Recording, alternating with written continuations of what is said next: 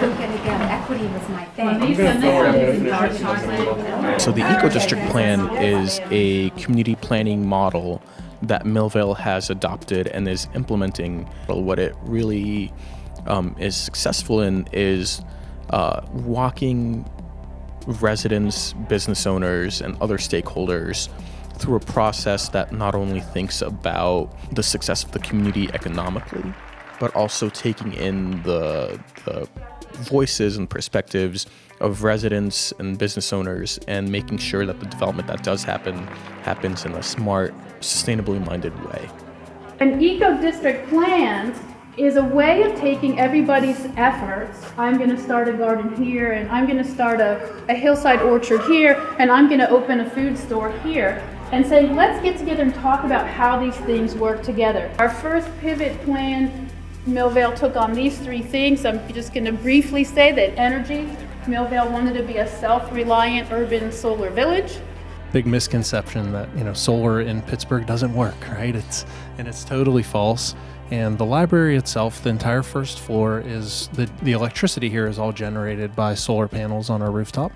The same with the building next door that we own. Behind us, we have solar kiosk, and this kiosk is an educational piece so that people can learn about and see the real-time data and historical data about the production that's happening here. Water, Millvale wanted to be a water town with water integrated into productive and pleasurable landscapes. I guess the first rain garden that we did was in the library here. We expanded to a second rain garden, which was done in a parking lot. It was a unique one because we actually had to approach council or borough council about taking away parking spaces. The project went extremely well. It certainly helps the drainage in the parking lot and overall the entire street. And lately it seems like more and more people are coming out and are moving to Millvale. They say that they see these gardens, they see the way the whole town is going, and they love that, and they want to move to Millvale. With our first eco-district planning session, we said that in 2030, Millvale was going to be known for its hyper-local food production. Bringing in a food hub we are considered a food desert. So it would be nice if they could just go down to a local food market and buy what they need for that particular day or two. About 100 people came to that meeting. Most important to me was that half to slightly over half of the people in that room were either residents or owned businesses or were involved with initiatives directly here in Millvale. We've seen a great increase in community participation, and especially with our businesses. I realized that my hippie tribe is here. The people who believe in the sustainability side of things and solar and all the things that make me excited, and who are helping me to create even a more sustainable business.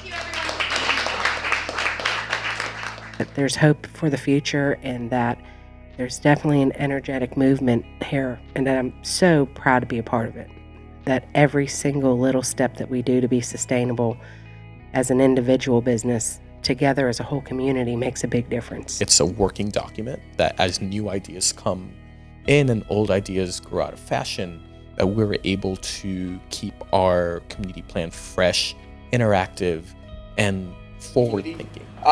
With your support in October, we decided that we were going to add air quality, mobility, and equity into it as well. Every initiative that I talked about, there's probably somebody in this room from a nonprofit or from an interested community group who can say, I know how to do that. I think in terms of a community development strategy, it's made it a lot easier for somebody like New Sun Rising to come in and make sure that we're being part of the solution and not potentially part of the problem.